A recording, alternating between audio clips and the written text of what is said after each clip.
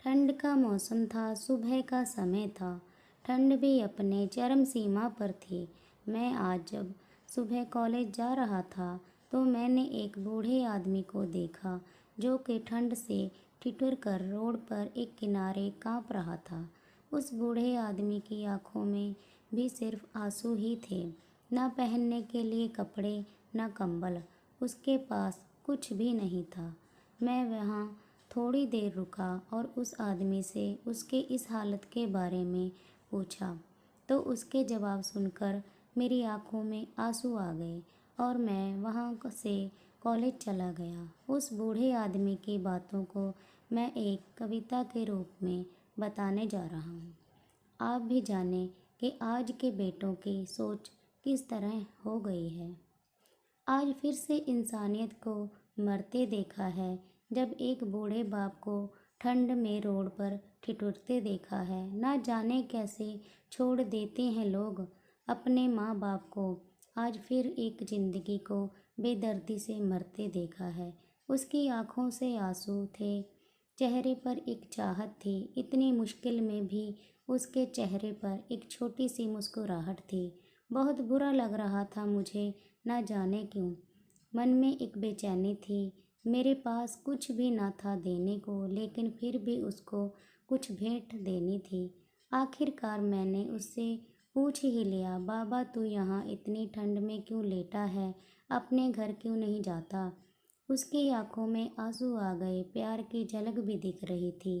वह बोला, बेटा तेरे जैसा ही मेरा भी एक बेटा है जिसको मैंने पलकों पर बिठाया था। प्यार तो खुद से भी ज़्यादा किया था उसको, क्योंकि उसके ऊपर से उठा उसके माँ का जो साया था। मैं बाप होकर उसको एक माँ का भी प्यार दिया। शायद कुछ इसी कारण से उसने मुझे आज घर से निकाल दिया। ना सोचा था मैंने कि कभी ऐसी भी घड़ी आएगी जो बेटी अपने माँ बाप से दूर आई है, आज वही मुझे घर से निकलवाएगी। मैंने बेटे को बहुत समझाया, अपने किए हर प्यार को बताया था, पर बेटे के मन में जैसे एक अंधकार सा छाया था। वो भी अपनी पत्नी की बातों में आकर अपने बाप पर जुल्म ढाया है। जिस बाप ने बेटे के लिए अपनी सारी खुशियाँ त्याग दी, आज वो जैसे कोई पराया है। बस इतनी सी कहानी है मेरी, जो इस रोड पर पड़ा हूँ मैं। जिस बेटे को हर एक सुख दिया, आज उसी की वजह से इस मोड़ पर खड़ा हूँ मैं। बेटे एक बात तुमको भी बताता हूँ, तू बहुत प्यार करना अपने माँ बाप को, पर इस मोड़ पर मत छोड़ना कभी। त्याग त्याग देते हैं माँ बाप अपनी सारी खुशियों को, जिससे बेटे को दुख ना हो कभी।